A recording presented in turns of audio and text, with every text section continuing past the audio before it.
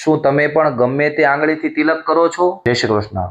સાવધાન, શાસ્ત્રો મુજબ દરેક આંગળીથી તિલક કરવાનું ફળ છે એ અલગ અલગ હોય છે. શાસ્ત્રમાં આમનો શ્લોક લખેલો છે. આવો એ શ્લોકને જાણીએ. જાણતા પહેલા કોમેન્ટમાં જય શ્રી કૃષ્ણ લખી. અનામિકા શાંતિદાયી મધ્યમાં આયુષ્કરી ભવેત, અંગુષ્ઠ પુષ્ટિદઃ પ્રોક્તઃ તર્જની મુક્તિદાયિની. અનામિકા એટલે કે જે રિંગ ફિંગર હોય, જો તમારે શાંતિ જોઈતી હોય તો અનામિકા આંગળીથી તિલક કરો. દેવતાઓને પણ આ ત્રીજી આંગળીથી જ તિલક કરવું જોઈએ. મધ્યમાં આંગળી, જો તમારે લાંબુ આયુષ્ય જોતું હોય તો મધ્યમાં એટલે કે બીજી આંગળીથી તિલક કરવું જોઈએ. આનાથી ધન સંપત્તિ અને લાંબુ આયુષ્ય મળે છે.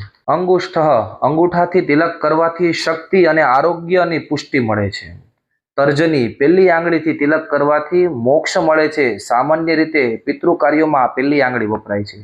શાસ્ત્રો મુજબ જ્યારે તમે બીજાને તિલક કરતી વખતે હંમેશા અનામિકા એટલે કે રિંગ ફિંગરનો ઉપયોગ કરવો જોઈએ, અને જ્યારે તમે પોતે તમારા કપાળ ઉપર તિલક કરતા હો ત્યારે મધ્યમાં એટલે કે બીજી જે આંગળી હોય છે એનાથી તિલક કરવું જોઈએ.